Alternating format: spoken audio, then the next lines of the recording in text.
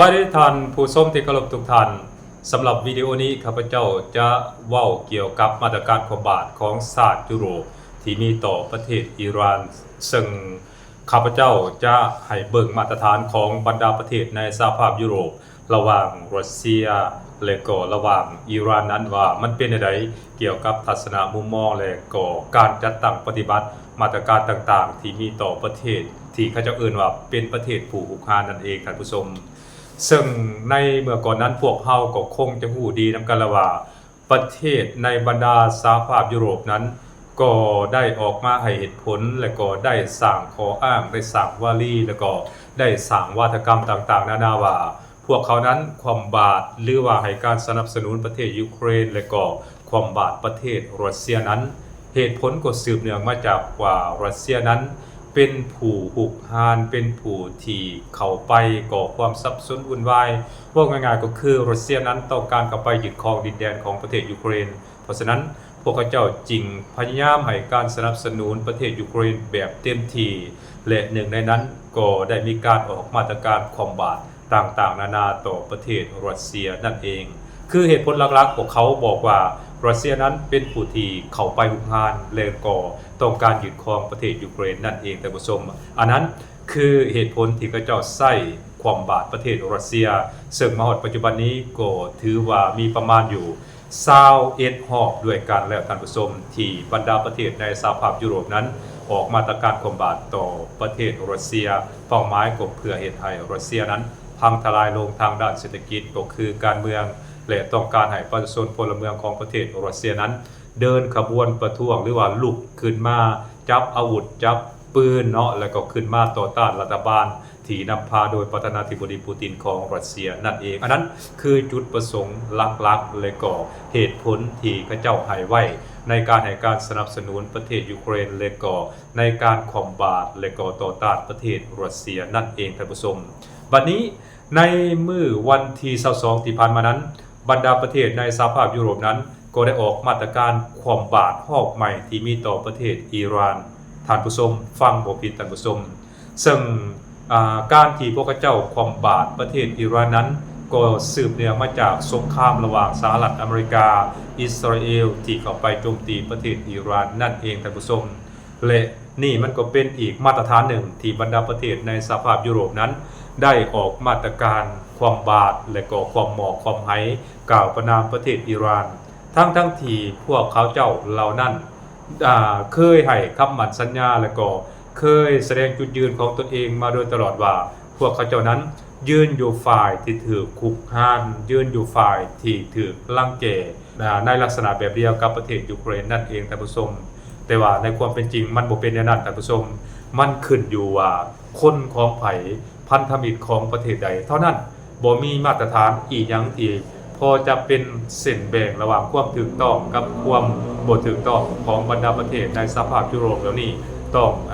ปฏิบัติตามเป็นหยังข้าพเจ้าจริงว่าแนวนั้นข้าพเจ้าว่าแนวนั้นก็เพราะว่า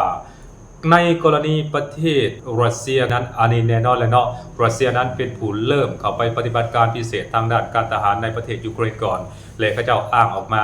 ก็น่าจะมีเหตุมีผลเนาะเพราะว่ารัสเซียนั้นเข้าไปปฏิบัติการพิเศษทางด้านการทหารอยู่ในประเทศยูเครนก่อนแต่ว่าในกรณีที่พวกเขาเจ้าคอมบาตประเทศอิหร่านนั้นข้าพเจ้าคิดว่า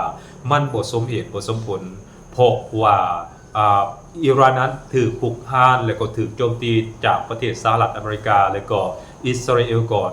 แต่ว่าบรรดาประเทศในสหภาพยุโรปเหล่านี้กลับไปคอมบาตความหมอกความไหต่อประเทศอิหร่านทั้งที่อิหร่านนั้นถือกระทำในความเป็นจริงแล้วพวกเขาเจ้านั้นควรกลับไปออกมาตรการคอมบาตหรือว่าความหมอกความไหต่อสหรัฐอเมริกาและก็อิสราเอลนั้นหลายกว่าบ่แม่นมีมาตรการคอมบาตต่อประเทศอิหร่านแต่อย่างใดอันนั้นคือข้าพเจ้าจิคิดว่าบ่ว่าจะเป็นการเคลื่อนไหวอีหยังก็ตามเนาะสำหรับบรรดาประเทศในสหภาพยุโรปนั้นมันเป็นการเคลื่อนไหวที่มี2มาตรฐานอย่างชัดเจนในกรณีของรัสเซียนี้เขาจะมีการคอมบาตต่อรัสเซียและก็ในกรณีของสหรัฐอเมริกานี้พวกเขาเจ้ากับเมินเสยหรือว่าเพิกเสยต่อการกระทำของสหรัฐอเมริกา ที่พยายามเข้าไปโจมตีที่พยายามเข้าไปหุกหานแล้วก็ยึดครองประเทศอิหร่านอันนั้นคือมาตรฐานของบรรดาประเทศในสหภาพยุโรปที่แสดงออกให้พวกเขาเห็นอย่างชัดเจนท่านผู้ชมในเวลานี้เพราะฉะนั้นข้าพเจ้าจึงคิดว่ายุโรปนั้นบ่มีมาตรฐานอีหยังทั้งสิ้นพวกเขาเจ้าคิดเพียงแต่ว่าประเทศนั้นเป็นพันธมิตรของพวกเขาประเทศนี้เป็นศัตรูของพวกเขาและพวกเขาเจ้าต้องการทำลายเพราะฉะนั้นพวกเขาจึง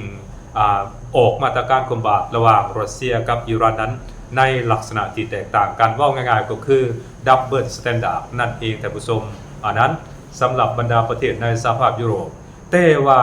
ในบรรดาประเทศสหภาพยุโรปนั้นในกรณีที่ต้องการออกมาตรการคอมบาตเพิ่มเติมต่อประเทศอิหร่านนั้นมันก็มีหลายประเทศบ่เห็นดีเห็นงามนำได้โดยเฉพาะแม่นประเทศจอร์เจียนั้นก็ได้ออกมาตรการคัดค้านที่บรรดาประเทศในสหภาพยุโรปนั้นพยายามออกมาตรการคอมบาตรอบใหม่ต่อประเทศอิหร่านซึ่งก่อนหน้านั้นเขาก็ออกมาตรการคอมบาตต่อประเทศอิหร่านมา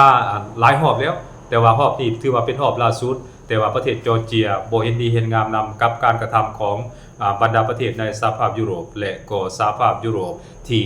พยายามคอมบาตประเทศอิหร่านทั้งที่ว่าอิหร่านนั้นเป็นผู้ถูกกระทำพร้อมกันนั้นจอร์เจียก็ยังได้แสดงให้เห็นว่าจอร์เจียนั้นต้องการปกป้องสิทธิและก็ผลประโยชน์ของประเทศตนเองบ่แม่นการออกมาตรการคอมบาตของบรรดาประเทศในสหภาพยุโรปนั้นแล้วมากระทบต่อสิทธิและก็ผลประโยชน์ของประเทศจอร์เจียอันนั้นจอร์เจียจะบ่เฮ็ดอย่างเด็ดขาดอันหนึ่งอันที่สองมาจอร์เจียก็ได้อ้างเหตุผลว่า